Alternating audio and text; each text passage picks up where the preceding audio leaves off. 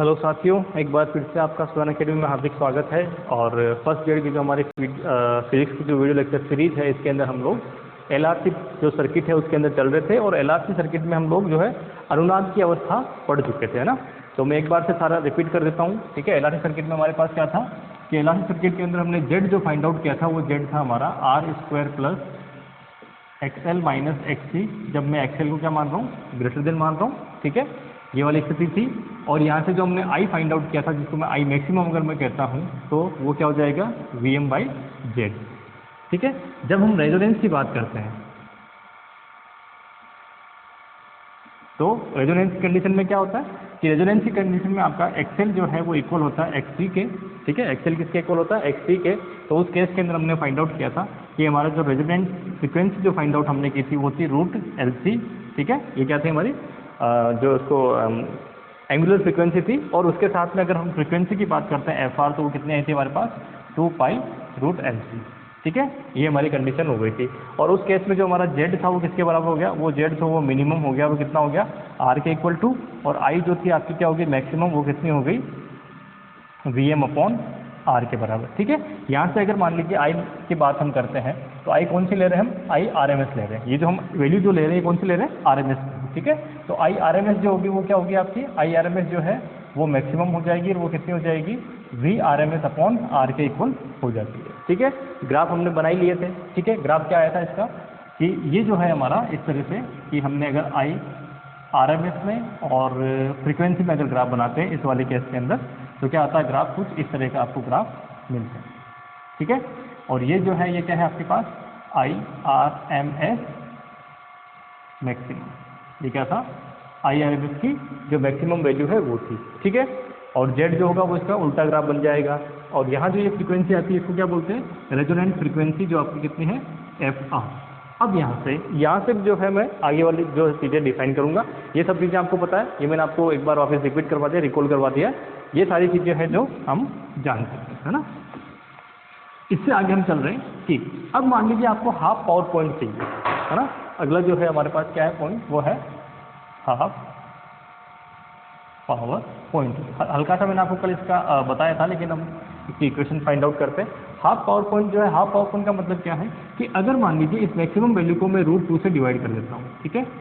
क्या है हमारे पास जो मैक्सिमम वैल्यू है उसको रूट 2 से डिवाइड करता हूँ, तो मुझे ए बी 2 पॉइंट मिल जाएंगे। इनको नीचे मिलाते हैं तो ये फ्रीक्वेंसी F1 और ये फ्रीक्वेंसी कितनी होगी F2 में मिल जाएगी यहाँ से, ठीक है।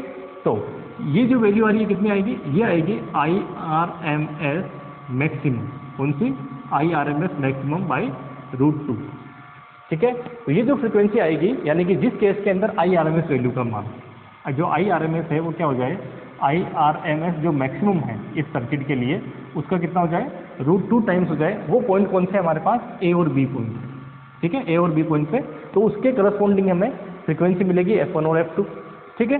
तो ये जो F1 और F2 जो पॉइंट मिल रहे हैं, ये ए और जो बी पॉइंट मिल रहे हैं, इन्हें क्या बोलते हैं हाफ पावर पॉइंट। ये क्या बोलते हैं हाफ पावर पॉइंट। और इनके करस्पॉन्डिंग जो फ्रीक्वेंसी होगी वो क्या होगी हमारी F1 और F2। कई बुक्स में इसमें FL और FH लिखा है, हायर और लोअर। और नॉर्मली जो है हम लोग ये जब यूजी में पढ़ेंगे, हाँ, तो ये जो फ्रीक्वेंसी बैंड है ये जो है हम लोग फीडबैक जब हम पढ़ेंगे तो फीडबैक में फिर से यूज़ करेंगे इसको। तो हम वहाँ पे FL और FH से जो है डिनोट करते हैं, यानी कि लोअर और हायर जो है किसी बैंड जो होती है। तो ये जो F2 और F1 जो है इन दोनों का भाई हाफ पावर पॉइंट तो क्या हो गए, हाफ पावर पॉइंट हो गए ए और बी, जहाँ पे जो है क्या होगा कि आई आर एम एस जो है उसकी मैक्सिमम वैल्यू का कितना रह जाए 1 बाई रूट 2 टाइम्स रह जाए, वो क्या होंगे आपके हाफ पावर पॉइंट हो जाएंगे, ठीक है। तो इसको कैसे लिख सकता हूँ, आगे अगर आप इसको लिखना चाहो तो ये 0.707 हो जाएगा 1 अपॉन अगर देखें तो। और ये किसके बराबर है, ये है I R M S maximum, ठीक है। ये जो पॉइंट है हमारा ये कौन सा है, हाफ पावर पॉइंट है, ठीक है। यहाँ तक कोई समस्या नहीं है। तो यानी कि करंट का कितना हो गया 1/2 पार्ट हो गया। अब आते हैं नेक्स्ट में हाफ पावर पॉइंट के पास बैंड विड्थ, यानी कि बैंड चौड़ाई, ठीक है। बैंड विड्थ यानी कि बैंड चौड़ाई। तो बैंड चौड़ाई का मतलब है कि ये जो है यहाँ से ये जो बीच का ये एरिया है, यानी कि F1 से लेके F2 का ये क्या है हमारा फ्रीक्वेंसी बैंड। इस फ्रीक्वेंसी बैंड के अंदर जो है इसमें जो नॉर्मली हम लोग ये मानते हैं कि 1/√2 टाइम्स फैक्टर क्या है, उसको नेग्लिजिबल मान सकते हैं जो चेंजेस को, उसके बाद क्या हो रहे हैं चेंजेस हो रहे हैं। तो इसका मतलब उस बैंड के अंदर करीब करीब F1 से लेकर F2 के बीच में आपकी जो करंट है वो क्या हो रही है, उस फ्रीक्वेंसी बैंड के अंदर उसकी जो है वैल्यू चेंज नहीं हो रही है। ठीक है, हालांकि देखो यहाँ चेंज हो रही है, लेकिन वो क्या हो रही है, चेंज बहुत कम मानते हैं उसमें 1/√2 को। तो वो जो फ्रीक्वेंसी बैंड होता है जिसमें ये वैल्यू 1/√2 से 1/√2 तक हो जाए, मतलब मैक्सिमम की, वो जो बैंड है उसे क्या बोलते हैं हम, बैंड विड्थ बोलते हैं। उसे क्या बोलते हैं, बैंड विड्थ। तो बैंड विड्थ इक्वल टू क्या हो गया, वो हो गया F2 - F1, इसे हम क्या बोलेंगे, बैंड विड्थ। ठीक है, क्या होगा, F2 - F1 है वो क्या हो गया हमारा बैंड विड्थ हो जाएगा। ठीक है, कोई समझ है यहाँ तक। अब इस बैंड विड्थ के लिए हम क्या निकालेंगे, फॉर्मूला फाइंड आउट करेंगे। ठीक है, तो स्टार्ट करते हैं कि अगर मान लीजिए मैं वोल्टेज के लिए ग्राफ बनाता हूँ, है ना, तो वोल्टेज के लिए ग्राफ बनाऊंगा तब भी क्या बनेगा, ये सेम ही ग्राफ बनेगा। ठीक है, चलिए नहीं तो इसको सोल्व कर लेता हूँ मैं ऐसे कि इसी इक्वेशन से मैं आगे सोल्व करता हूँ कि I RMS is equal to, ठीक है, ये तो हो गया इसका फॉर्मूला ना, band width equal to F2 - F1। अब मैं वो लेके आ रहा हूँ यहाँ से, कैसे आएगा ना, तो IRMS इक्वल टू क्या आ रहा है इस वाले इक्वेशन से अगर देखूँ तो कि IRMS मैक्सिमम अपॉन √2। ठीक है, अब IRMS क्या होगा, ये IRMS है किसी भी वैल्यू के लिए। ठीक है, तो किसी भी वैल्यू के लिए अगर मैं देखूँ तो वो क्या हो जाएगा, VRMS डिवाइडेड बाय, ठीक है, नॉर्मली क्या होगा, डिवाइडेड बाय Z। अगर इसको लिखूं तो क्या होगा, डिवाइडेड बाय Z। इधर क्या होगा, क्योंकि मैक्सिमम है, तो मैक्सिमम वाले केस में क्या था, मैक्सिमम वाले केस में XL और XC क्या हो गया, 0, सिर्फ क्या बचा, R बचा, तो इसका मतलब Z की जगह क्या जाएगा, R आ जाएगा। तो इस वाले केस में क्या हुआ, 1/√2, और ये क्या हो जाएगा, VRMS अपॉन ओनली R। ठीक है, इस कंडीशन को समझ लेना, ये कंडीशन सबसे इंपॉर्टेंट है ना। अगर ये आप लिख दोगे या सही कर दोगे तो उसके बाद आपको कोई समस्या आने वाली नहीं है। ठीक है, तो इसका मतलब क्या हुआ, यहाँ से अगर मैं इसको VRMS से VRMS कैंसिल, तो यह इक्वेशन क्या बन जाएगी, उल्टा करके लिख दूँ, Z is equal to √2R। ठीक है, अब Z क्या होगा, Z होगा मेरे पास R² प्लस XL - XC का होल स्क्वायर का root divided by equal to, दोनों तरफ स्क्वायर कर देते हैं तो क्या हो जाएगा, R² प्लस इसको क्या लिख सकता हूँ, ω/L minus 1/ωc whole square और 2R²। यार उस तरफ जाएगा तो क्या हो जाएगा, ω/L minus 1/ωc whole square is equal to 2 में से 1 जाएगा तो R²। दोनों तरफ क्या करिए, रूट ले लीजिए, तो ω/L upon ωc is equal to क्या हो जाएगा, ±R। ठीक है, क्या हो जाएगा, ±R। फिर यहाँ से अगर आगे सोल्व करें तो ओमेगा क्या करें, आप यहाँ से कॉमन ले लेंगे, है ना, क्या करते हैं, ओमेगा हम यहाँ से ना, ओमेगा की 2 वैल्यू में मिलेगी ना, ये इक्वेशन किस में हो जाएगी, इस तरह से होगी। तो एक बार हम क्या लेंगे, प्लस लेंगे, और एक बार क्या लेंगे, माइनस लेंगे। ठीक है, तो पॉइंट A के लिए देखते हैं, इसको मिटा रहा हूँ मैं यहाँ से, इसका काम हो गया हमारे पास है ना, हाफ पावर पॉइंट हो गया, बैंड विड्थ आपने देख ली। अभी मैं इसको आगे सोल्व कर दूंगा, इसको मैं मिटा रहा हूँ एक बार, कि उस ग्राफ का हमें काम पड़ेगा। तो यहाँ पे क्या है, आपके 2 इक्वेशन बन गई, तो इसके क्या हमारे पास, ये हमारे पास सॉल्यूशन मिल गया, इसके हमें है ना, इसका क्या करना है, ये हमारे पास फाइनल सॉल्यूशन है, इसमें 2 आपके रूट आ रहे हैं। ठीक है, एक बार आप पॉजिटिव ले रहे हैं, एक बार क्या ले रहे हैं, नेगेटिव। तो आप यहाँ देखिए, ये हम किसके लिए फाइंड आउट कर रहे हैं, इन पॉइंट्स के लिए। तो इन पॉइंट्स पे भी क्या है, इस एक वैल्यू के लिए 2 हमें पॉइंट मिल रहे हैं, A और B। ठीक है, तो क्या होगा, एक जो सॉल्यूशन होगा इस इक्वेशन का वो A के लिए होगा, और एक सॉल्यूशन होगा वो किसके लिए होगा, B के लिए होगा। ठीक है, तो आप देखिए यहाँ से कि हम बात कर रहे हैं कि अगर मान लीजिए ये ω1 है, ये पॉइंट अगर मान लीजिए ओमेगा में ग्राफ होता है, तो A पे क्या है, A पे जो आपकी एंगुलर फ्रीक्वेंसी ω1 है, और B पे कितनी है, ω2 है। ठीक है, तो यहाँ से आप देखिए, नेगेटिव वाला सॉल्यूशन A के लिए होना चाहिए या फिर पॉजिटिव वाला होना चाहिए, नेगेटिव वाला सॉल्यूशन है वो इसके लिए होना चाहिए, A के लिए पॉजिटिव वाला। तो आप देखिए, क्योंकि ये क्या है, जो आपकी रेजोनेंट फ्रीक्वेंसी उसके इधर आ रहा, कौन आ रहा है, पॉइंट A, यानी उससे कम पे आ रहा। तो कम पे आ रहा, इसका मतलब क्या हुआ कि जो आपका नेगेटिव वाला सॉल्यूशन होगा वो किस पॉइंट के लिए होगा, A के लिए होगा, और पॉजिटिव वाला सॉल्यूशन किसके होगा, B पॉइंट के लिए होगा। तो फॉर पॉइंट A, तो पॉइंट A पे क्या हो जाएगा, इसका सॉल्यूशन वो हो जाएगा ω1L, क्योंकि देखिए हम मान रहे हैं कि इस पॉइंट के लिए जब सोल्व करेंगे तो यहाँ फ्रीक्वेंसी कितनी, एंगुलर फ्रीक्वेंसी वो है ω1। तो ω1L equal to 1/ω1, sorry ω1 C is equal to, इधर कितना आ जाएगा, इक्वेशन नंबर 1 दे दीजिए, और फॉर पॉइंट बी के लिए कितना हो जाएगा, omega 2 L 1 upon omega 2 C is equal to plus R, equation number 2। ठीक है, दोनों इक्वेशन को आप क्या करिए, ऐड कर दीजिए। सॉल्यूशन निकालने के लिए क्या करते हैं, दोनों इक्वेशन को ऐड कर देते हैं। जैसे ही दोनों इक्वेशन को आप ऐड करोगे, ऐड करते क्या होगा, ये यहाँ से कैंसिल आउट हो जाएगा, ये क्या जाएगा, अच्छा इन दोनों को जोड़ोगे तो L अगर कॉमन ले लेते तो यहाँ से क्या बनेगा, L कॉमन लेते ही ओमेगा 1 प्लस ओमेगा 2। ठीक है, नेक्स्ट माइनस के अंदर यहाँ से क्या कॉमन आ जाएगा, 1 अपॉन C कॉमन आ जाएगा, तो डिवाइड में बचेगा omega 1 plus omega 2 is equal to 0। ये आपकी इक्वेशन बन गई। ठीक है,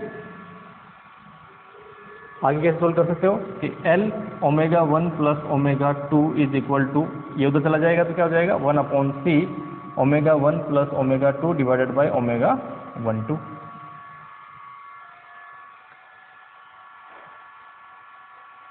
ठीक है,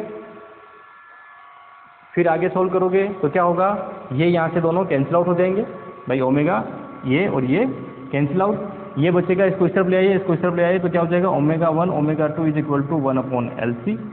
ठीक है, तो ये आपके पास सॉल्यूशन क्या बन गया, थर्ड इक्वेशन में से जो सॉल्यूशन बना वो बना ये कि ओमेगा 1 ओमेगा 2 कितना है, 1 अपॉन LC के बराबर है। तो यहाँ से आपको एक क्वेश्चन बनाया जा सकता है। ठीक है, देखिए न्यूमेरिकल कहाँ से बनेगा वो मैं आपको बता रहा हूँ। एक ये न्यूमेरिकल बन ही रहा है, मैक्सिमम पावर कितनी होगी, यहाँ से न्यूमेरिकल बन सकता है। ठीक है, अभी हम चल रहे हैं F1 माइनस F2 उस पर भी। ठीक है, एक सॉल्यूशन आ गया तो मैं यहाँ लिख दूँ, ये लिख देता हूँ कि ओमेगा 1 ओमेगा 2 जो है हमने कितना फाइंड आउट किया है, 1 अपॉन LC फाइंड आउट किया है। ठीक है, अब आ जाइए, अब इन दोनों इक्वेशन को क्या करते हैं, माइनस कर देते हैं। ठीक है, तो इक्वेशन 1 में से इक्वेशन 2 घटाएं या इक्वेशन 2 में से इक्वेशन 1 घटाएं, तो ये ऑलरेडी नेगेटिव है ना, तो इक्वेशन 2 में से इक्वेशन 1 को माइनस कर देते हैं। ठीक है, इक्वेशन 2 माइनस इक्वेशन 1। ठीक है, जैसे आप माइनस करोगे तो ओमेगा यहाँ से क्या बन जाएगा, क्योंकि बड़ा कौन सा ओमेगा 2, ओमेगा 2 में से ओमेगा 1 माइनस गया, L कॉमन आ गया। सिमिलरली यहाँ क्या हो जाएगा, 1 अपॉन ये कॉमन लोगे तो क्या हो जाएगा, 1 अपॉन ओमेगा 2 है ना, ये माइनस है, ओमेगा 2 माइनस ओमेगा 1। ठीक है, ये इक्वेशन हो गई। देन उसके बाद में यहाँ क्या बचेगा, प्लस का 2r है ना, प्लस ये प्लस का 2r, ये हमारी इक्वेशन बन जाएगी। ठीक है, अब क्योंकि अगर इधर से देखोगे तो क्या होगा, ये छोटा है ये बड़ा है ना, इधर जाएगा, तो हम क्या कर सकते हैं, इसको एक चीज़ और कर सकते हैं कि माइनस को कॉमन ले लेते हैं बाहर। जैसे माइनस कॉमन लोगे किस में हो जाएगा, प्लस में हो जाएगा, तो ये क्या बन जाएगा आपके पास, ओमेगा 1 ओमेगा 2। ये क्यों किया मैंने, ये सिर्फ इसलिए किया है कि जब आप इसको सोल्व करेंगे तो हमें क्या चाहिए, ओमेगा 2 माइनस ओमेगा 1, क्योंकि ओमेगा 2 बड़ा है ना। ठीक है, एलसीएम लेके सोल्व करेंगे तो ये क्या बन जाएगा हमारे पास, ये चीज़, और देन उसके बाद इसको आगे सोल्व कर सकते हैं तो omega 2 minus omega 1 plus 1 upon C। ठीक है, और यहाँ से क्या बन जाएगा, ओमेगा 1 2 एलसीएम आ जाएगा, यह आ जाएगा ओमेगा 2 माइनस ओमेगा 1। ठीक है, तो इस तरह से हम इसको सोल्व कर सकते हैं। ठीक है, अब कॉमन क्या आ जाएगा इसमें से, आप देखिए इसमें से जो है आपके पास कॉमन क्या आ जाएगा, वो आप कॉमन ले लीजिए। तो जैसे ही आप इसमें से कॉमन लेंगे तो ओमेगा 2 माइनस ओमेगा 1 क्या आ जाएगा, कॉमन आ जाएगा। ठीक है भाई, ओमेगा, अच्छा एक चीज़ और कर सकते हैं, क्या कर सकते हैं कि ओमेगा 1 2, क्योंकि मुझे वैल्यू किसकी चाहिए, मुझे वैल्यू चाहिए इसकी F2 माइनस F1। ठीक है, किसकी वैल्यू चाहिए, F2 माइनस F1, या फिर कह सकता हूँ F2 माइनस F1 को फिर अपन किस में कन्वर्ट कर सकते हैं, ओमेगा 2 माइनस ओमेगा 1। तो ओमेगा 2 माइनस ओमेगा 1 निकालेंगे तो उसको रूट 2 पाई से डिवाइड करेंगे तो ये वैल्यू हमें मिल जाएगी। ठीक है, तो मुझे वैल्यू चाहिए ओमेगा 2 माइनस ओमेगा 1, तो ओमेगा 2 माइनस ओमेगा 1 तो यहाँ आ रहा है, ये तो मेरे पास कॉमन आ जाएगा। लेकिन एक चीज़ और है, वो क्या है कि ओमेगा 1 ओमेगा 2 आ रहा है ना, ओमेगा 1 ओमेगा 2 कितना है ये, ठीक है कितना है 1 अपॉन LC, तो 1 अपॉन ओमेगा 1 ओमेगा 2 कितना हो जाएगा LC। ठीक है, तो इसका मतलब इसकी वैल्यू कितनी हो गई, ये हो गई LC। ठीक है, तो ये हो जाएगा L omega 2 omega 1 plus 1 upon C। ठीक है, ओमेगा 2 माइनस ओमेगा 1 तो है ही मल्टीप्लाई में, क्योंकि देखो 1 अपॉन में है तो क्या हो जाएगा, ऊपर आएगा LC, तो ये LC और 2R, तो इस C से C कैंसिल, तो कितना हो गया 2 टाइम्स। ठीक है, तो इसको मिटा रहा हूँ मैं, उसका कोई हमारे पास यूज़ नहीं है अब।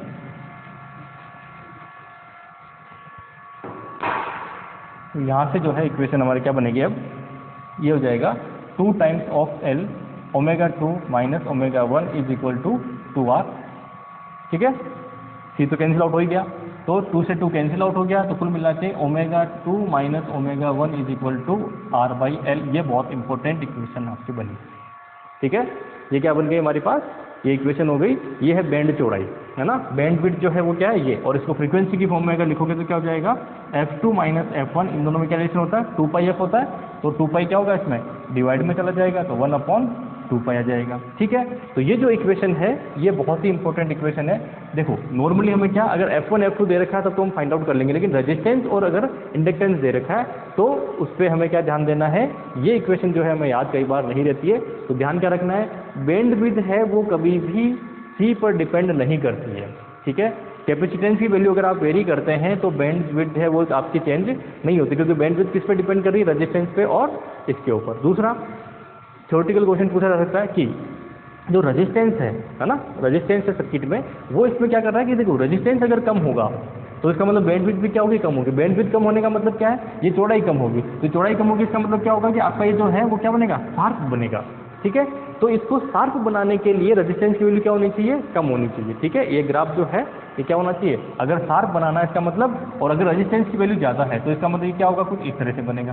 ठीक है, रेजिस्टेंस की वैल्यू ज़्यादा है बनेगा तो वहीं पे फ्रीक्वेंसी में कोई चेंजेस नहीं होगा। ठीक है, फ्रीक्वेंसी में कोई चेंजेस नहीं होगा। तो ये रेजिस्टेंस R1 है और रेजिस्टेंस R2 है, तो R1 जो है वो क्या लेस देन है R2 से। जितना ज़्यादा रेजिस्टेंस होगा उतना ही ज़्यादा क्या होगा, इसकी बैंडविड्थ ज़्यादा होगी। अब इसकी बैंडविड्थ देखोगे तो कितनी होगी, इतनी सी होगी, इसकी देखोगे तो कितनी होगी, इतनी होगी। ठीक है, तो इसलिए क्या है, रेजिस्टेंस जो है वो डिपेंड करता है बैंडविड्थ के ऊपर कि रेजिस्टेंस की वैल्यू कितनी है उसके अकॉर्डिंग, सॉरी रेजिस्टेंस डिपेंड नहीं करता, रेजिस्टेंस पर डिपेंड करती है बैंडविड्थ कि अगर रेजिस्टेंस आप कम लेते हैं तो बैंडविड्थ क्या होगी, कम होगी, और रेजिस्टेंस अगर ज़्यादा लेते हैं तो बैंडविड्थ क्या होगी, ज़्यादा होगी। ठीक है, अब यहीं से जो है एक चीज़ और डिफाइन करेंगे, वो है क्वालिटी फैक्टर। ये छोटी छोटी चीज़ें हैं, देखिए छोटी छोटी चीज़ें जो आपके साथ बहुत ज़्यादा यूज़ आने वाली है। ठीक है, तो इनको आप एक साथ, ये जो आप सॉल्यूशन करते हैं ये एक साथ लिख लीजिए, और देन उसके बाद जब आप ये अल्टरनेटिंग करंट का जो अगर आप नोट्स बना रहे हैं तो उसके अंदर जितनी भी चीज़ें आ रही है, बैंडविड्थ आ रही है, जेड मैक्सिमम, आई मैक्सिमम की वैल्यू, ये सब चीज़ें जो है वो एक साथ लिख लीजिए, ताकि जब आप क्वेश्चन करें तो आपको ध्यान उन्हीं पर रखना है। ये सॉल्यूशन आपको करना एग्जाम में नहीं आएगा। ठीक है, और उसको ध्यान भी रखना, बस मैंने समझाने के लिए कि कैसे ये इक्वेशन बनी है उसकी बात हम कर रहे हैं। ठीक है, नेक्स्ट जो आएगा यहाँ पे क्वालिटी फैक्टर। क्वालिटी फैक्टर, अब ये क्वालिटी फैक्टर क्या होता है वो समझिए।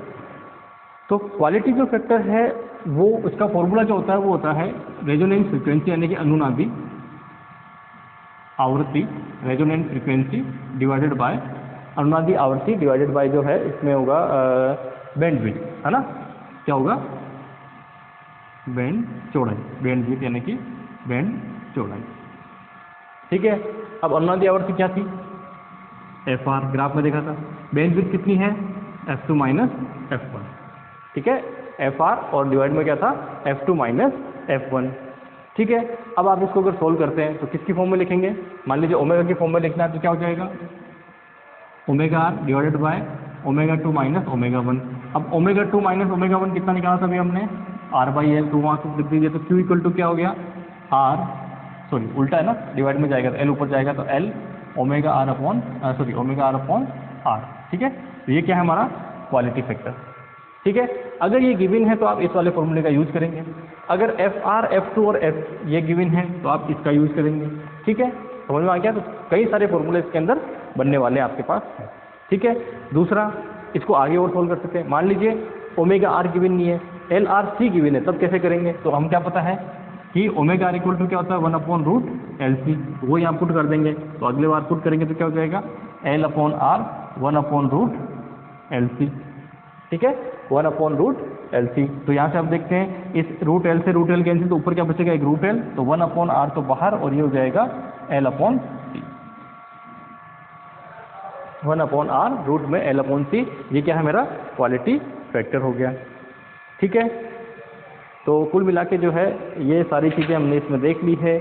अच्छा, अब आती है एवरेज पावर कि इस LRC सर्किट के अंदर एवरेज पावर क्या होगी। ठीक है, ये अनुनाद जो है यानी कि रेजोनेंस है वो यहाँ, रेजोनेंस जो है वो यहाँ तक सब खत्म हो गया है। ठीक है, अब हम किस पे आ रहे हैं कि अगर मान लीजिए कोई भी जो अपने प्रत्यावर्ती सर्किट है यानी कि अल्टरनेटिंग जो सर्किट है, उस अल्टरनेटिंग सर्किट के अंदर, अल्टरनेटिंग करंट सर्किट के अंदर एवरेज पावर क्या होगी। नॉर्मली हम पावर क्या लिखते हैं, अगर मान लीजिए DC होती तो P × I।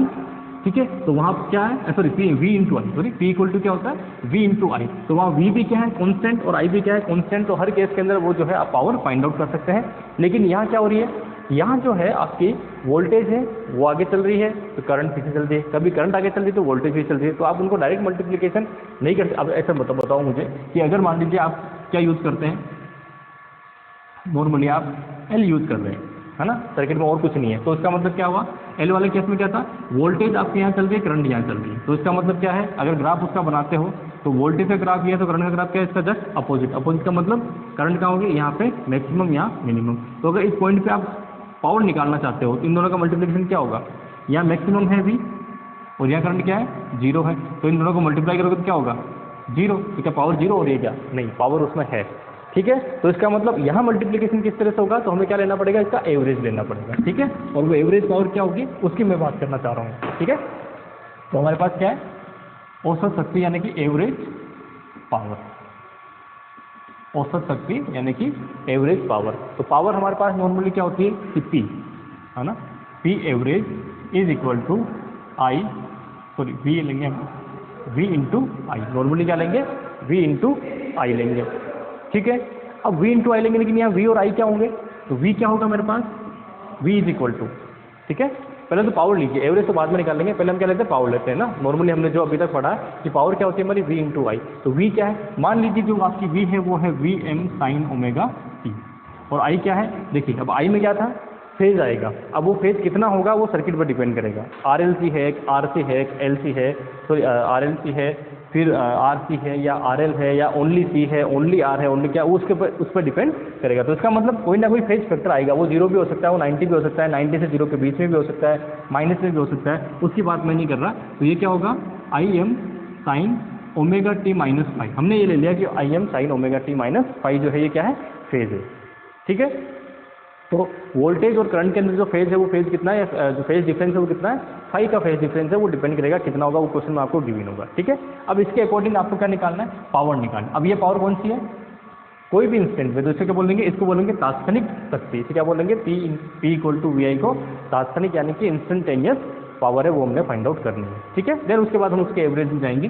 तो ये पावर कितनी होगी instantaneous, P is equal to Vm Im sine omega t, और इधर चलेगा sine omega t minus phi, ठीक है। अब ये क्या है, कौन सा है, sine A into sine B, sine C into sine D होना ना।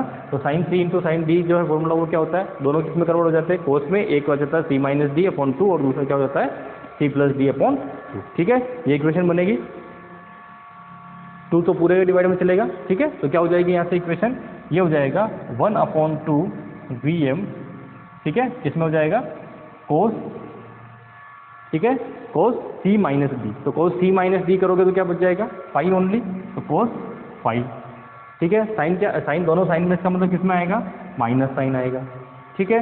देन उसके बाद में C प्लस D, तो कोस C प्लस D में क्या हो जाएगा, कोस C प्लस D, इन दोनों को जोड़ोगे तो sign omega t plus omega t 2 omega t, और ये माइनस फाइव तो ऑलरेडी इसके पास है ही, जोड़ोगे तो ये आपकी क्या बन गई, इक्वेशन बन गई, ठीक है। तो यहाँ से अगर मैं इसको सॉल्व करता हूँ तो क्या हो जाएगा, 2 Vm Im कोस फाइव माइनस 1/2 Vm Im, ठीक है, और कोस 2 ओमेगा t माइनस फाइव, ठीक है। अब मुझे क्या लेना है, इसका एवरेज, मुझे पावर क्या लेनी है, एवरेज लेनी। तो P एवरेज जब मैं लूँगा तो मैं क्या करूँगा, यहाँ पे ये हो जाएगा हाफ Vm, कौन सा है, टाइम एवरेज। क्या ये टाइम का फंक्शन है क्या, टाइम का फंक्शन नहीं है, तो इसका मतलब क्या हुआ, जब ये टाइम का फंक्शन है ही नहीं तो इसका एवरेज क्या रहेगा, यही रहेगा, ठीक है। किसी भी एक सिंगल नंबर का एवरेज क्या रहेगा, वही रह जाएगा, तो वो नंबर आ गया। ये क्या टाइम पे डिपेंडेंस है, हाँ ये टाइम पे डिपेंडेंस है। और मैंने आपको क्या कहा था, कोस थीटा कोई सा भी हो, है ना, कोस थीटा कोई सा भी हो, उसका एवरेज कितना आता है, हमेशा टाइम एवरेज 0 आता है। एक साइकिल के लिए टाइम एवरेज कितना आता है, 0, तो इसका टाइम एवरेज कितना आएगा, 0, क्योंकि किसमें है, अब ये थीटा ही जो है टाइम पे डिपेंडेंसी है, तो ये तो फिक्स है वैल्यू जो भी है, ठीक है। तो इसका टाइम एवरेज कितना आएगा, 0, तो इसका मतलब माइनस में क्या है हमारे पास, 0। तो जो एवरेज वैल्यू आती है वो एवरेज वैल्यू क्या आती है, हाफ Vm Im कोस फाइव, ये क्या है मेरी एवरेज वैल्यू, ठीक है, ये क्या आएगी मेरी एवरेज वैल्यू आएगी, ठीक है। अब ये क्या है, इसको थोड़ा सा और अच्छे से मॉडिफाई कर देते हैं, क्या लिख देते हैं, equal to Vm upon root 2, और इसको लिख सकता हूँ मैं Im अपॉन रूट 2, और कोस फाई। ठीक है, कर सकते हैं।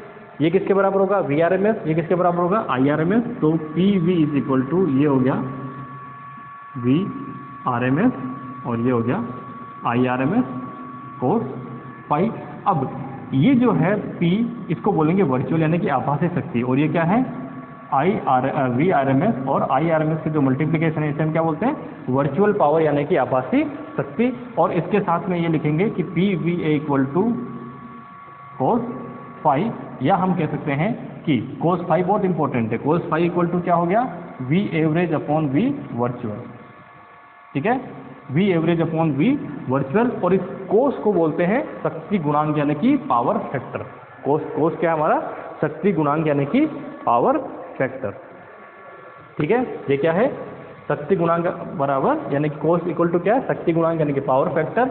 और ये किस पे डिपेंड कर रहा है? ये सिर्फ पड़ रहा है इन दोनों के बीच के करंट और वोल्टेज के बीच में कितना फेज डिफरेंस है, उसके अकॉर्डिंग ये चीज़ होगी। और इसके अंदर क्या है? ये average power upon virtual power जो है वो इसके अंदर वैल्यू इसकी हो जाएगी। ठीक है, अब ये फाइंड आउट करेंगे कि नॉर्मली हमारे पास आरएलसी सर्किट है, तो ये जो कोर्स है वो भी क्या होगा? आरएलसी पे डिपेंडेंसी होगी। तो वो आरएलसी हम फाइंड आउट करना चाहते हैं कि क्या होगा। ठीक है, तो यहाँ से देखिए आगे।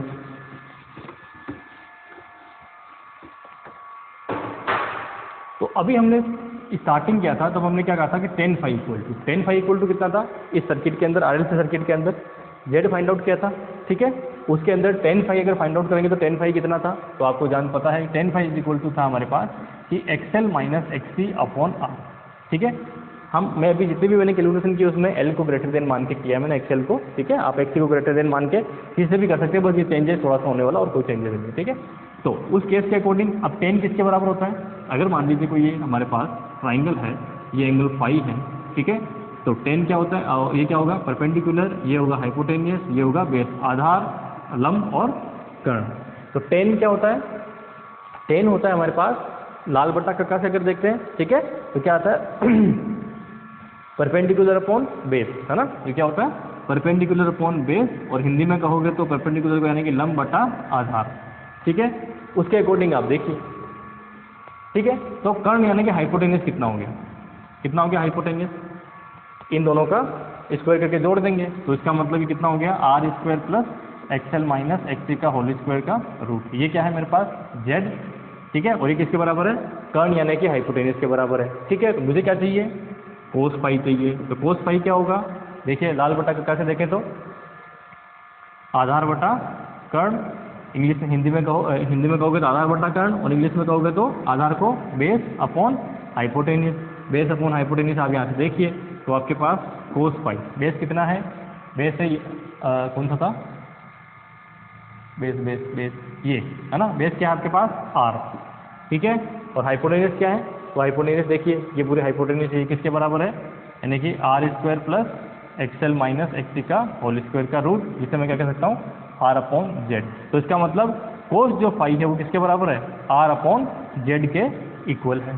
ठीक है, कोस फाई कितना है? आर अपॉन जेड के इक्वल है। और जब हम अनुनाद की बात करते हैं, रेजोनेंस की बात करते हैं, तो रेजोनेंस के केस में क्या होता है कि जो हमारा जो रेजोनेंस है, उस रेजोनेंस के केस में क्या होता है कि जो जेड है वो किसके बराबर होता है? आर के बराबर होता है। तो इसका मतलब जो आपका कोस फाई होगा वो क्या होगा? R upon R equal to 1।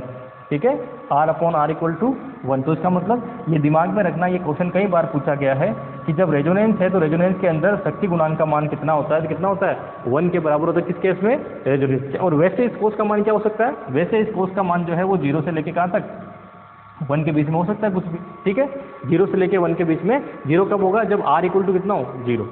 ठीक है, 0 कब होगा? जब r इक्वल टू 0, यानी कि एल सी, यानी कि ओनली एल ओनली सी है, उस केस में कोस का मान कितना होता है? शक्ति गुणांक का मान 0 होता है। और अगर दोनों है r और c और l वगैरह, तो उसका वैल्यू जो होती है क्या होती है? उसके जो है बीच में होती है, किसके? 0 से 1 के बीच में कोई वैल्यू मिलेगी।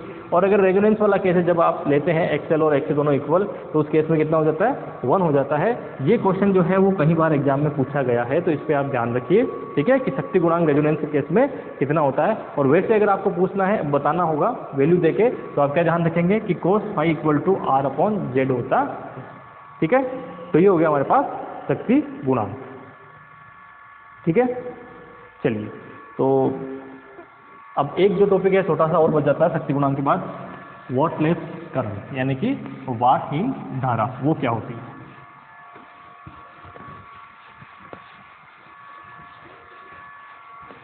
वाटहीन धारा, ठीक है। तो wattless current, wattless current.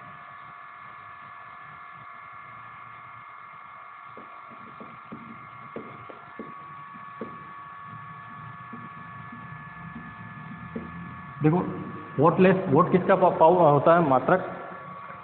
Unit किसकी होती है? पावर की होती है, ठीक है। तो इसका मतलब क्या? पावर नहीं है, उस केस की हम बात कर रहे हैं। तो पावर नहीं होने पे भी यानी कि यह कह सकते हैं कि किसी सर्किट के अंदर जब आप LRC सर्किट लेते हैं तो उस सर्किट के अंदर क्या हो कि ऐसी करंट जिसकी वजह से पावर लॉस नहीं हो। नॉर्मली क्या होता है, जब भी करंट फ्लो करती है तो क्या हीट के रूप में पावर लॉस होता है। अगर पावर लॉस नहीं होता है तो उसे हम क्या बोलेंगे? वाटहीन धारा, ठीक है। तो उसकी हमें बात करनी है। तो अभी थोड़ी देर पहले हमने तात्कालिक शक्ति यानी कि एवरेज पावर की बात की थी, तो इंस्टेंटेनियस पावर की बात की थी। तो वो क्या आया था हमारे पास कि V इंटू आई आया, ठीक है। और वो V इंटू आई क्या था?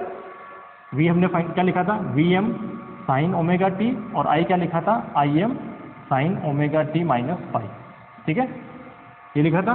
तो यहाँ से क्या कर सकते हैं कि VM IM तो आ गया इस तरफ, ठीक है। ये क्या बना? Sign omega T. इसको आप एलोब्रेट कर दीजिए आगे साइन A प्लस B से, तो क्या मिलेगा? Sine omega T cos phi minus cos omega T sine phi. ये होता है साइन A प्लस B का, जैसा A माइनस B का, ठीक है। आगे सोल्व करते हैं तो क्या आएगा यहाँ पे कि VM साइन, यहाँ से अगर आप देखते हो तो क्या मिल जाएगा आपको? कोस फाई और sine square omega T minus, यहाँ से देखें तो क्या मिलेगा? VM sine, VM IM, then उसके बाद में ये साइन है और ये इसके साथ मल्टीप्लाई होगा, तो साइन ओमेगा टी कोस ओमेगा टी और साइन फाई, ठीक है। ये आपके पास क्या मिल जाएगी? इक्वेशन बन जाएगी, ठीक है। अब यहाँ से देखिए तो यहाँ आपको दो पावर के फॉर्मूले मिल गए। ये क्या है हमारे पास? P1, और ये पावर कौन सी है? P2। दो इक्वेशन मिली, ठीक है। दोनों इक्वेशन में एक में तो आ रहा साइन स्क्वायर का और एक में आ रहा साइन स्क्वायर मतलब टाइम का फैक्टर है, और एक में क्या है? साइन में और कोस में मल्टीप्लिकेशन में टाइम का फैक्टर है। तो अगर मैं पहले वाले की बात करूँ, ठीक है, पहले वाले की बात करूँ तो P1 इक्वल टू क्या है मेरे पास? P1 इक्वल टू है ये इस तरह से कोस पाई, ठीक है, और ये आ रहा है मेरे पास साइन ओमेगा टी। अब अगर मान लीजिए मैं इसका टाइम एवरेज लेता हूँ, क्या लेता हूँ? इसका टाइम एवरेज लेता हूँ। तो जैसे ही मैं इसका टाइम एवरेज लूँगा तो टाइम एवरेज क्या आ जाएगा? ये क्या है? मैंने आपको पहले ही कहा था कि ये दिमाग में रखिए कि साइन ओमेगा टी यानी कि साइन थीटा है, मान लीजिए स्क्वायर में है थीटा, तो उसका एवरेज कितना आता है? 1/2। ये बहुत काम आने वाला था, मैंने आपको पहले ही दिन बताया था जब ये पढ़ाया था। तो कितना आएगा इसका? 1/2 एवरेज आएगा। तो 1/2 एवरेज आएगा, इसका मतलब कितना हो गया? 1/2 VM, ठीक है, IM कोस फाई। ये क्या है मेरे पास? फर्स्ट वाली जो करंट है उसका एवरेज आ गया, ठीक है। फिर आते हैं सेकंड वाली के लिए। सेकंड वाली में जो है उसका अगर टाइम एवरेज दोगे तो क्या आएगा? तो आप देखिए सेकंड वाली का टाइम एवरेज लीजिए, ये किसके बराबर होगा? अगर मैं इसको सोल्व करूँ आगे, चलो एक बार मैं लिख देता हूँ, है ना। ये है हमारे पास माइनस में VM, ठीक है। अच्छा इसको मैंने माइनस को छोड़ो आप, तो मैं सिर्फ इसको P बोल रहा हूँ ना। तो ये है VM IM, ठीक है, साइन ओमेगा टी कोस ओमेगा टी और साइन फाई, ठीक है। अब इसको मैं क्या ले सकता हूँ? इसको ऐसे लिख सकता हूँ कि 1/2 ये हो जाएगा VM, ठीक है, साइन M, और 2 से मल्टीप्लाई किया तो इसका मतलब क्या हो जाएगा? साइन 2 ओमेगा टी और साइन में फाई, ठीक है। अब ये तो क्या है? कांस्टेंट। एवरेज किसका लेना? Time average sine 2 omega T का। अब साइन 2 ओमेगा टी का लोगे तो इसका मतलब वो भी क्या है? एक तरह से साइन थीटा ही है ना। साइन थीटा का एवरेज कितना होगा? 0। तो अगर आप इसका एवरेज लेते हैं P2 का, तो P2 का एवरेज क्या आएगा?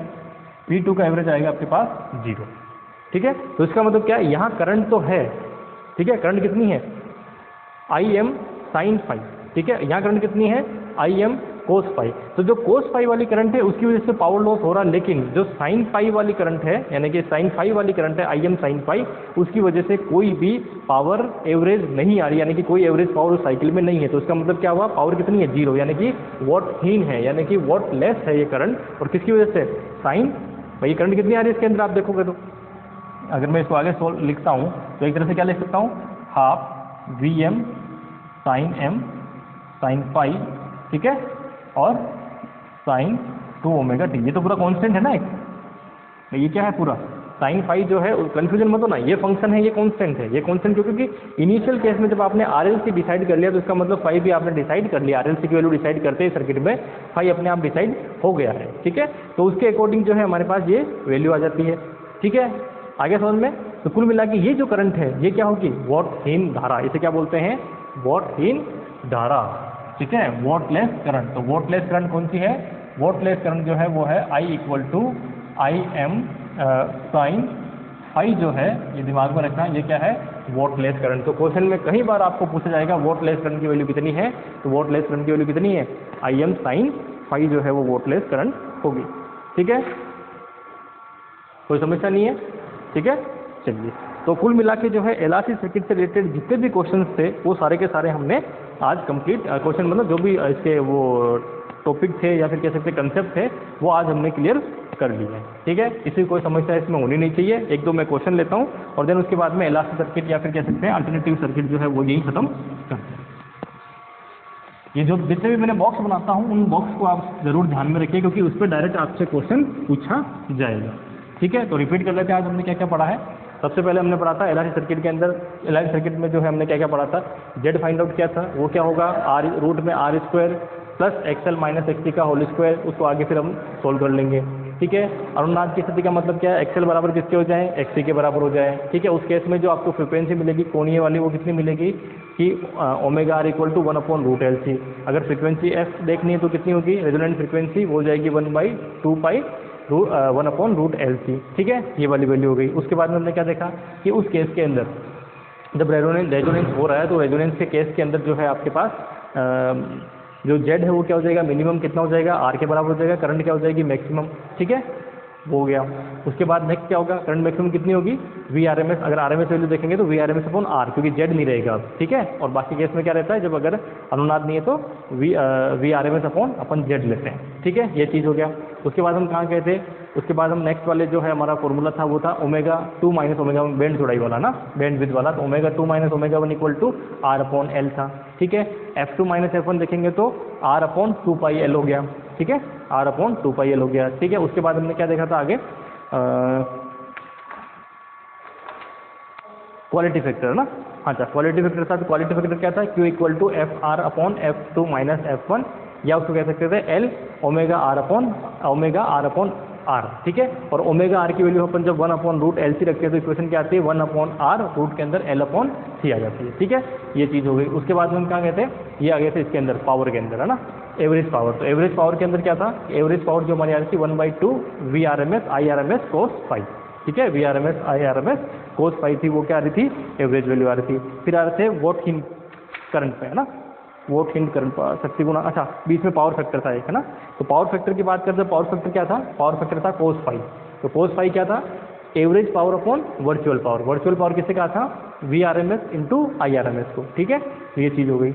अब ये जो है एक इसकी जब हमने वैल्यू फाइंड आउट की थी R और Z की फॉर्म में, तो क्या आ रहा था, R/Z, ठीक है। cos phi क्या था हमारा, R/Z था, ठीक है। अब जब हम बात कर रहे हैं किसकी की, रेजोनेंस की, तो रेजोनेंस के केस के अंदर ये जो हमारा cos phi है यानी कि पावर फैक्टर कितना हो जाता है, 1 के बराबर हो जाता है, ठीक है। ये कंडीशन हमने देख ली। ये जो क्वेश्चन में भी रिपीट हो रही है, डायरेक्ट क्वेश्चन जो आ सकते हैं आपके ना, और आते हैं जो बता रहा हूँ, ठीक है। फिर उसके बाद में कौन सा था, वॉटहीन करंट। तो वॉटहीन करंट कौन सी होती है, IM sin phi, IM sin phi, ठीक है। चलिए, तो ये सारा का सारा जो है आज हमने पढ़ा था वो कंप्लीट हो गया है। उसके साथ हम देख लेते हैं अब इक्वेशन जो हमने देखी थी उस पर एक क्वेश्चन, है ना। चलिए, एक क्वेश्चन है ये, आप देखिए कि एलआरसी परिपथ में प्रतिरोध R हमें गिवन है, क्वेश्चन है R गिवन है, कितना है, R है 14 ओम, ठीक है, R है 14 ओम। फिर उसके बाद में है L गिवन है, वो कितना है, प्रेरकत्व जो है वो 7 हेनरी है, ठीक है। उसके बाद परिपथ में स्रोत की आवृत्ति परिपथ की अनुनादी आवृत्ति के बराबर है, ठीक है। ये क्या कह रहा है, परिपथ में स्रोत की आवृत्ति किसके बराबर है, इस परिपथ की अनुनादी आवृत्ति के बराबर है, ठीक है। तो उस केस में अनुनादी आवृत्ति के बराबर है यदि परिपथ का विशेषता गुणांक 1/2 है, परिपथ का विशेषता यानी कि क्वालिटी फैक्टर Q कितना है, 1/2 है, ये भी गिवन है कि 1/2 है। तो परिपथ में बैंड चौड़ाई यानी कि बैंड विड्थ और धारतीय प्रतिघात ज्ञात कीजिए। ठीक है, एक तो बैंड चौड़ाई निकालनी है, तो बैंड चौड़ाई निकालनी, तो बैंड चौड़ाई क्या होती है कि ω2 माइनस ω1 इक्वल टू R/L, क्योंकि देखो फ्रीक्वेंसी हमें गिवन नहीं है। ठीक है, दूसरा फॉर्मूला क्या होता है फ्रीक्वेंसी वाला कि FR/F2 माइनस F1, ये भी कर सकते हैं, ओमेगा में है ना, तो ओमेगा की फॉर्म में लिख सकते हैं। तो वैसे बैंड चौड़ाई क्या होती है ω2 माइनस ω1 है ना, वो उसको थोड़ी ω2 माइनस ω1, तो ω1 ω2 तो गिवन नहीं है, तो हमें गिवन क्या RL गिवन है, तो हमने RL से इक्वेशन निकाल देंगे। तो इससे निकालोगे तो ये कितना आ जाएगा ω2 माइनस ω1 इज इक्वल टू कितना आ जाएगा, R कितना है 14/L कितना है 7 यानी कि 2। ठीक है, कितना आ गया 2 हर्ट्ज। ये आपके आंसर इसका हो गया। दूसरा क्वेश्चन क्या कह रहा है C फाइंड आउट करना है। अब C फाइंड आउट करना, तो C कैसे फाइंड आउट कर सकते हो, अच्छा इसमें हेनरी और ओम, एक सेकंड इसमें एक चीज़ ध्यान देना, ये इसमें लिखा नहीं था, ये 7 जो है ना, ये 7 × 10⁻³ हेनरी, 7 हेनरी नहीं है, तो इसमें जो है थोड़ा सा चेंजेस हो जाएगा, ये कितना हो जाएगा -3, तो ये जाएगा तो ऊपर कितना हो जाएगा 2 × +3 का। ठीक है, ये बैंड चौड़ाई हो जाएगी। ठीक है, ये -3 में था, क्वेश्चन में लिखा हुआ नहीं है लेकिन सॉल्यूशन में किया हुआ है। ठीक है, और होना क्या चाहिए, अगर मान लीजिए बैंड चौड़ाई अगर देखते हो तो कुछ किलो खर्च में तो होनी चाहिए ना, नहीं तो उसका मतलब क्या रहेगा है ना। बाकी तो मेगा हर्ट्ज में इनमें होती है, जैसे जैसे हम इक्विपमेंट में जाते हैं है ना, नॉर्मल हमारे डेली टू डे लाइफ के अंदर। ठीक है, चलिए नेक्स्ट है इसके अंदर क्वेश्चन में ये देखा कि धारतीय प्रतिघात ज्ञात कीजिए। ठीक है, अब धारतीय प्रतिघात ज्ञात करना, अभी हमने इसका यूज नहीं किया ना, तो इसका मतलब क्वालिटी फैक्टर से जाना पड़ेगा, और क्वालिटी फैक्टर में भी वो फॉर्मूला लेना है जिसके अंदर क्या हो, नॉर्मल फॉर्मूला तो क्या होता है FR/F2 माइनस F1, तो क्या इससे हम निकाल सकते हैं क्या C? नहीं, हमें वो फॉर्मूला चाहिए जिसमें C हो, तो C हो तो C का क्वालिटी फैक्टर वाला फॉर्मूला क्या होगा, आप देखिए बताइए, तो उसका होता है 1/R। ठीक है, वो क्या होता है 1/R, और क्या था √LC, ये था ना 1/R √LC, ये फॉर्मूला हमने देखा, इस फॉर्मूले में रख के आप वैल्यू फाइंड आउट कर सकते हैं। ठीक है, चलिए करिए, तो C फाइंड आउट करना है, तो ये कितना है 1/2, दोनों तरफ क्या करिए स्क्वायर कर दीजिए, तो क्या होगा 1/R² LC, तो अगली फॉर्म में क्या हो जाएगा C इक्वल टू इसको इधर भेज दीजिए, इसको इधर भेज दीजिए, तो 2L/R², क्या हो गया 2L/R²। ठीक है, रख दीजिए वैल्यू, तो 2 × L कितना है, L है हमारे पास 7 × 10⁻³ ठीक है, R² कितना है, R है हमारे पास 14 का स्क्वायर आप कर लीजिए, तो 14 × 14 ये जाएगा 2 टाइम्स, ये कैंसिल आउट, तो क्या हो गया 1/14 × 10⁻³ और फैराडे। ठीक है, तो 1/14 अगर आप करते हैं तो ये इक्वेशन आएगी आपके पास करीब करीब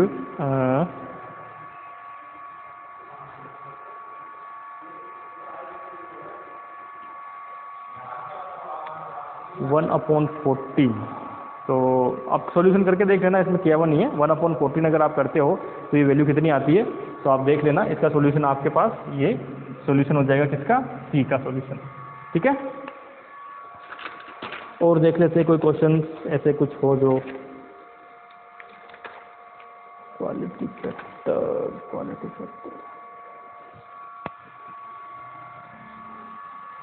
नहीं, एक चीज़ गड़बड़ कर दी क्या, स्क्वायर करने पर देखो इधर स्क्वायर करेंगे तो एक तो ये 1/2 है ना, 1/4 हो जाएगा ना, ये क्या 1/4 तो 2 बचेगा, 2 से आप इसको मल्टीप्लाई करेंगे तो 7, तो ये 1/7 आएगा देखना। ठीक है, कितना आएगा 1/7 × 10⁻³ ये वैल्यू अच्छी आएगी। अब इसको आप आगे जो है वो सोल्व करके देख लेना। Q × R तो 1/ωc हो गया, धारतीय प्रतिघात ज्ञात कीजिए। एक चीज़ और, ये हमने क्या निकाल दिया C। अब यहाँ से इसने क्या पूछा था, धारतीय प्रतिघात ज्ञात कीजिए। ठीक है, मैंने C निकाल दिया, सॉरी, इसके अंदर आपको क्या है धारतीय प्रतिघात पूछा है ना, तो प्रतिघात क्या होगा ω/c। धारतीय प्रतिघात क्या होता है, धारतीय प्रतिघात होता है xc, और वो कितना होता है 1/ωc, तो आपको क्या निकालना है 1/ωc निकालना। ठीक है, तो यहाँ से क्या कर सकते हैं 1/ωc। अब इसको किस में कन्वर्ट करूँ मैं, अच्छा देखो 2 क्वेश्चन हो गए, अगर C पूछे तो आपका ये आंसर हो जाएगा। ठीक है, C का आंसर तो क्या हो गया, ये हो गया। और इसके साथ साथ अगर मान लीजिए धारतीय प्रतिघात यानी कि क्या पूछा, रिएक्टेंस पूछा है, तो रिएक्टेंस क्या होता है, ये वाला रिएक्टेंस होगा, तो इस वाले को हमें सोल्व करना है। तो इस वाले केस में और क्या कर सकता हूँ मैं, एक फॉर्मूला और पढ़ा था मैंने यहाँ पे, वो क्या पढ़ा था ω/L/C, ये भी तो था ना इसका फॉर्मूला, क्या था ω/L/C, L/R, सॉरी C नहीं L/R, ये वाली इक्वेशन थी, ठीक है। और क्वेश्चन में क्या पूछा है अपने को, क्वेश्चन में जो पूछा है वो पूछा है 1/c। तो क्या मैं इसको 1/c में कन्वर्ट कर सकता हूँ क्या? तो क्या कैसे कर सकता हूँ कि ओमेगा आर जो होता है वो कितना होता है, रूट में एल सी, है ना, कितना होता है रूट में एल सी। तो इसका मतलब omega square R is equal to क्या हो जाएगा 1/LC। मुझे क्या चाहिए, एल नहीं चाहिए, तो एल नहीं चाहिए तो एल इक्वल टू क्या होगा, तो आप देखिए इसको इधर ले आइए, तो ओमेगा आर स्क्वायर सी, वो यहाँ पुट कर दीजिए, तो क्यू जो है सी की फॉर्म में क्या आ जाएगा बताइए। यहाँ से इसको रखेंगे तो एक ओमेगा स्क्वायर में आ रहा है आर, और ये क्या रहा है इसमें आ रहा है, तो एक कैंसिल आउट हो जाएगा, तो क्या बचेगा 1/ओमेगा आर, ठीक है, और आर सी, ठीक है। तो एक फॉर्मूला क्या बन जाएगा इसका, और 1/ओमेगा आर सी। शायद ये मैंने लिखवाया नहीं था, ये भी आप लिख लेना, है ना। अगर आपको सी की फॉर्म में चाहिए, आर और सी की फॉर्म में चाहिए, तो ये वैल्यू हो जाएगी। अब इसमें से आपको फाइंड आउट क्या करना है, omega R C find out करना है, तो बाकी सब क्या हो जाएगा, तो आप देखिए यहाँ से क्वालिटी फैक्टर से आप देखेंगे तो यहाँ से क्या हो जाएगा कि 1/ओमेगा R C is equal to, ये क्या हो जाएगा Q इंटू आर। तो ये क्या हो जाएगा आपके पास Q इंटू आर। Q कितना है 1/2, आर कितना है, आर है आपके पास 14, तो कितना हो गया 7 ओम, क्योंकि एक्स किस में होता है ओम के अंदर, तो ये कितना हो जाएगा 7 ओम हो जाएगा, ठीक है। इसी तरह से और क्वेश्चन थोड़ा सा आप दिमाग खुला रखें। अभी जैसे मैं थोड़ा सा इसमें क्वेश्चन पढ़ने में और करने में हो गया था, क्योंकि एल और ये अपने पास आर दे रखा था, तो मुझे लगा कि सी पूछा, तो मैंने सी फाइंड आउट कर दिया। आप सी भी फाइंड आउट कर सकते हैं, कोई बहुत बड़ी बात नहीं है, ठीक है। और उसके सी फाइंड आउट करेंगे तो वही इक्वेशन आपको मिल जाएगी। फिर से क्या होगा, सी फाइंड आउट करोगे तो इसको उलट दोगे, ठीक है, और ओमेगा क्या करोगे उधर मल्टीप्लाई में चला जाएगा, ठीक है। उससे आप ओमेगा आप निकाल के और आंसर निकाल सकते हैं, ठीक है। तो वो आपको सेम ही आंसर मिलेगा जो मैंने आपको निकाला। तो एल आर से भी पूछ सकते हैं, आपको सीधा रेट थोड़ा इजी कर दिया, ये पूछ के क्या कर दिया कैलकुलेशन इजी कर दी, और कुछ नहीं किया। नेक्स्ट जो क्वेश्चन है उसको अगर देखें तो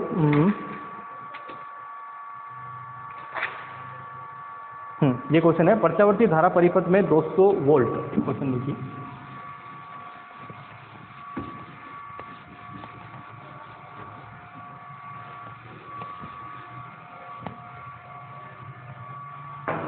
तो है कि प्रत्यावर्ती धारा परिपथ में 200 वोल्ट व 500 हर्ट्ज आवृत्ति से जुड़ा है। तो क्वेश्चन में है V is equal to 200 volt, ठीक है, और फ्रीक्वेंसी जो दे रखी है वो दे रखी है 50 हर्ट्ज, ये हमें गिवन है।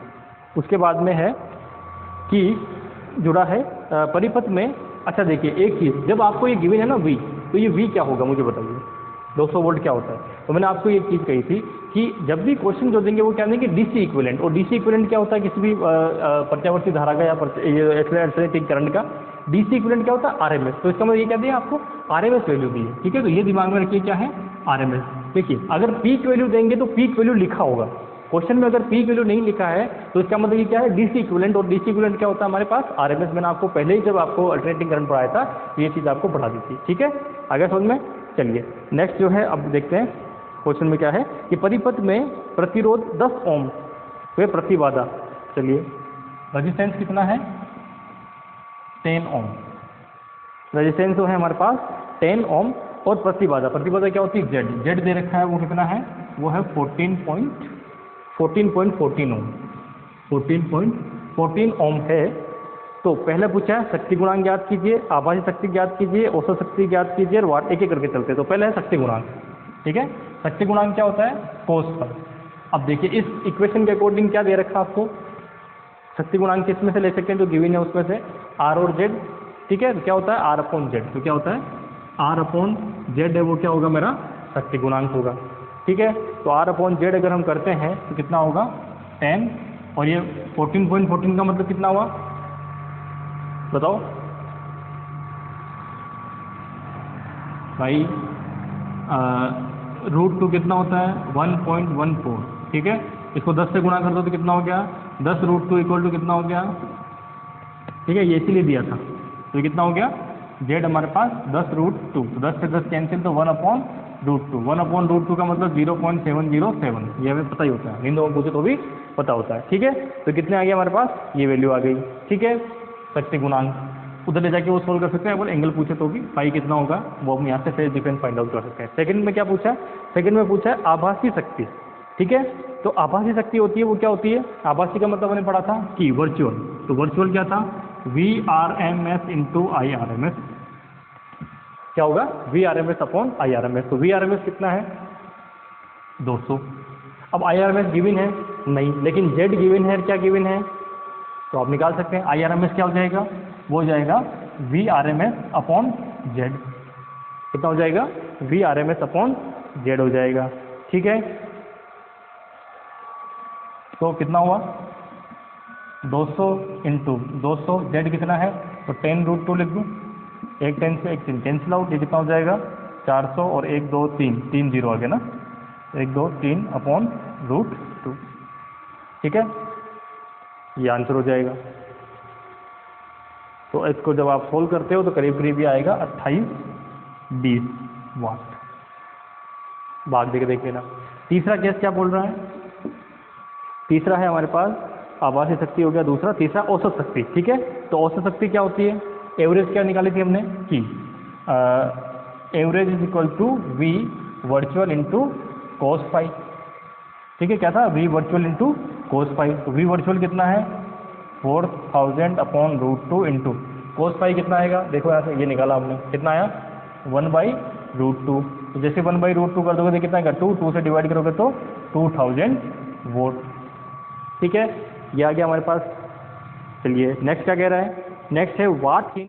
अब है हमारे पास वाटहीन करंट। ठीक है, तो वाटहीन करंट पे एक चीज़ दिमाग में रखिए आप कि जब हमारे पास लास्ट इक्वेशन बनी थी ना P2 की, तो मैंने वैसे वहाँ पे वो लिखा नहीं था। P2 क्या था हमारे पास 1/2 VM IM और साइन फाई, और यहाँ पे आपके पास आ रहा था साइन स्क्वायर ओमेगा टी, है ना, ये इक्वेशन बन रही थी उसी।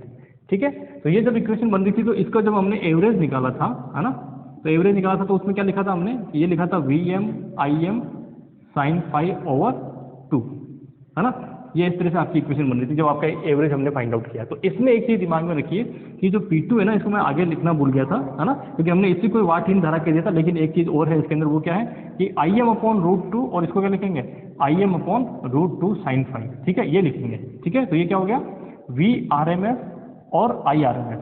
ठीक है, VRMS IRMS साइन फाई, ये इक्वेशन बनेगी। ठीक है, तो ये जो है ना, ये IRMS साइन फाई, ये हो गया आपके वाट लेस करंट। ठीक है, ये क्या हो गया आपकी वाट लेस करंट। मैंने क्या किया यहाँ पे इस 1/2 वाले फैक्टर को थोड़ा सा नेग्लेक्ट कर दिया था और ये लिख दिया था IM वाले को लिख दिया डायरेक्ट, है ना। तो IM नहीं, क्योंकि 1/2 ऑलरेडी आ रहा था, उसको इंक्लूड करना पड़ेगा वहाँ पे। ठीक है, तो हालांकि ये भी होगी, लेकिन उसमें क्या होगा, ये 1/2 वाला फैक्टर जो है इससे रूट करेंगे और इसको इंक्लूड करेंगे, तो IRMS जो है, क्योंकि अल्टीमेटली पावर का जो फॉर्मूला उसमें 1/2 नहीं आता। पावर के फॉर्मूले में क्या होती है, दोनों करंट और वोल्टेज आपके मल्टीप्लाई होती है, तो करंट और वोल्टेज जो मल्टीप्लाई हो रही है कौन सी हो रही है, RMS वैल्यू हो रही है, तो यहाँ क्या होगा ये IRMS। ठीक है, तो इस क्वेश्चन में क्योंकि मुझे उसको यूज करना है ना, तो मुझे एकदम दिमाग में आया कि यार ये तो कुछ थोड़ा सा है, तो आप वहाँ पे ये चीज़ लिख लेना, है ना, एक स्टेप लिखना था बस बीच में, वो लास्ट वाला कि जो आपके मैंने क्या किया 1/2 VM IM और साइन फाई जो लिखा है उसको आगे सोल्व करेंगे एक स्टेप में, तो क्या करेंगे √2 नीचे कर देंगे दोनों में, तो वो RMS वैल्यू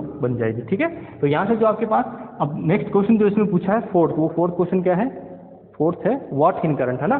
तो वाटहीन करंट क्या हो जाएगी आपकी, वो हो जाएगी I, ठीक है, इक्वल टू IRMS, है ना, IRMS और साइन फाई, ये आपकी वैल्यू बनेगी। ठीक है, तो IRMS कितना हो जाएगा VRMS अपॉन Z। तो VRMS कितना है 200, Z कितना है ये हमने फाइंड आउट किया था 10√2।